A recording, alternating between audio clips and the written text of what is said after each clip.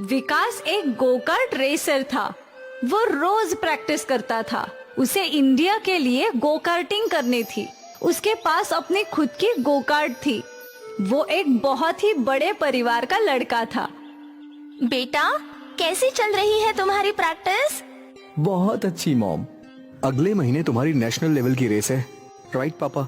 सब कुछ सही चल रहा है ना? हाँ पापा, डाइट भी और प्रैक्टिस भी। मुझे उम्मीद है मैं जरूर जीतूंगा। बहुत अच्छे, तुमसे हमें यही उम्मीद है बेटा। विकास के मम्मी पापा चाहते थे कि वो एक दिन बहुत बड़ा गो कार्टर बने। मनोहर जी एक बिजनेस टाइकून थे। एक दिन अचानक उन्हें हार्ट अटैक आया। तुरंत ही उन्हें प्राइवेट हॉस्पिटल में एडमिट कर दिया गया। डॉक्टर ने ऑपरेशन किया। मनोहर जी की तबीयत अब ठीक तो है, पर शायद वो कभी खड़े नहीं हो पाएंगे। क्यों डॉक्टर? अटैक की वजह से उनका दायां भाग पैरालाइज्ड हो गया है। अब वो हमेशा बेड पर ही रहेंगे। विकास और मीना ये बात सुनकर चौंक गए। मनोहर जी के हार्ट अटैक की बात सनसनीखेज खबर बन गई और मिनटों में उनके शेयर सर्च से फर्श पर गिर गए। शेयर मार्केट में उथल पुथल मच गई। मनोहर जी की गैर हाजिरी में दूसरे बोर्ड ऑफ डायरेक्टर ने काम संभाला, पर वो कुछ ना रोक पाए। रातों रात उनकी कंपनी बैंकरप्ट हो गई। बैंक ने उनके घर, प्रॉपर्टी, ज्वेलरी सब सीज कर ली। सिवाय विकास के गोकार्ट के बाकी सब सीज हो चुका था। विकास और मीना को कुछ समझ में ही नहीं आ रहा था कि उन्हें क्या करना चाहिए। विकास अपनी माँ को लेकर अपने एक दोस्त के घर रहने चला गया। बेटा, हमें कुछ ना कुछ तो करना ही होगा। ऐसे कैसे चलेगा? हाँ माँ, पर मैं क्या कर सकता हूँ? तुम्हारे दोस्त ने हमें ये घर रहने दिया है, पर हम हमेशा यहाँ नहीं रह सकते बेटा। हमें कुछ तो करना होगा। पर माँ, हम क्या कर सकते हैं? तेरे पापा और मैंने हमारी जिंदगी की शुरुआत एक ढाबे से की थी। एक ढाबे से हमने होटल बनाया, होटल से कई होटल, और फिर ये पूरी एम्पायर बनी। हमें भी बहुत छोटा स्टार्ट करना होगा। जी माँ। मैं तुझे खाना तो बनाकर दे दूंगी, पर तुम इसे बेचोगे कैसे? विकास सोचने लगा। क्यों ना तुम एक हाथ गाड़ी खरीद लो। गोकार्ट कैसी रहेगी माँ? गोकार्ट पे खाना? हाँ, अब तक नहीं सुना ना? ये करते हैं। मुझे उम्मीद है ये नया आइडिया काम करेगा। ठीक है। मीना ने अपने जिंदगी की शुरुआत बहुत छोटी की थी। अब जिंदगी वापस उसे वही ले आई, पर उसे यकीन था कि वो सब कुछ फिर से ठीक कर देगी। अगले ही दिन से मीना ने खाना बनाना शुरू किया। विकास ने अपने गोकार्ट पर डिब्बे लगाए और फिर सारा खाना उन डिब्बों में भर लिया। विकास, वेज थाली 100 रुपए और चिकन थाली 150 रुपए। ठीक है माँ। और याद रहे, कस्टमर से हमेशा मुस्कुरा कर बात करना। जी माँ। मीना ने विकास को हिदायत की और फिर विकास निकल गया।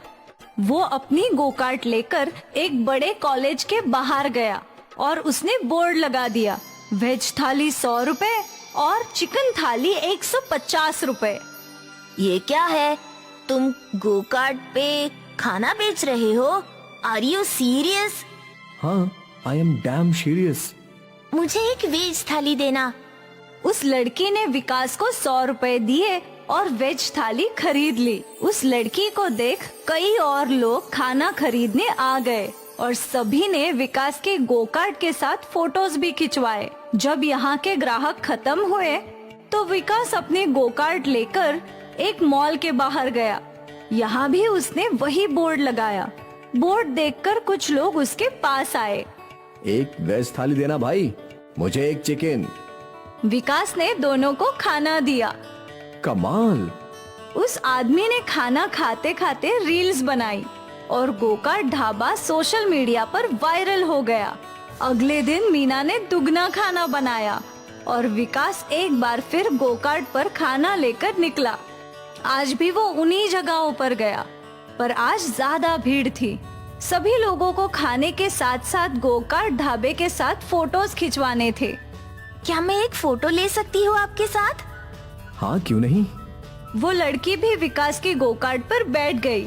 और उसने फोटो ले लिया और सोशल मीडिया पर डाल दी। अगले दिन विकास की ये फोटो एक बिजनेसमैन ने देखी। ये तो मनोहर जी का बेटा है। सेक्रेटरी विकास जी को फोन लगाओ। विकास ने फोन उठाया। विकास, मैं तुम्हारे पापा का फ्रेंड बलजीत बोल रहा हूँ। मैंने तुम्हारी फोटो सोशल मीडिया पे देखी है। क्या माजरा है बेटा? विकास ने उस आदमी को सारा किस्सा बताया। जब मेरी कंपनी डूब गई थी तो तुम्हारे पापा ने मुझे सहारा दिया था और आज मैं इतनी ऊंचाइयों पे उन्हीं की वजह से हूँ बेटा। तुम्हारे पापा जल्द ही ठीक हो जाएंगे। मैं अभी उनसे मिलने आ रहा हूँ। बलजीत ने डॉक्टरों से बात की और मनोहर जी को यूएस ले जाया गया। वहाँ उनका एक नैरो ऑपरेशन हुआ और उनका पैरालिसिस ठीक होने लगा।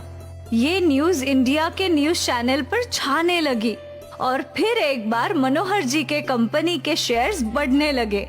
सब कुछ ठीक हो रहा था। 1 महीने बाद मनोहर जी अपने पूरे परिवार के साथ वापस अपने घर लौट आए। लगभग उन्हें अपना सब कुछ वापस मिल गया था। तुमने ये सब कैसे किया? मुश्किल के समय हमें जो ठीक लगा हमने किया। हमने गो कार्ट ढाबा खोलने का आइडिया मिला और फिर हमें बलजीत अंकल मिले। उनकी वजह से ये सब ठीक हुआ। मैंने कुछ नहीं किया। आपने सालों पहले मेरी मदद की थी।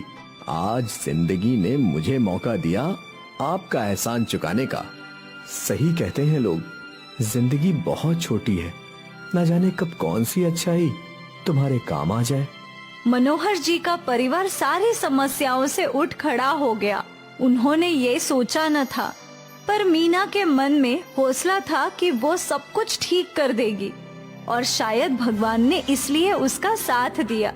वरना सिर्फ एक गोकार्ट ढाबा से भला इतना सब कुछ ठीक कैसे हो सकता है?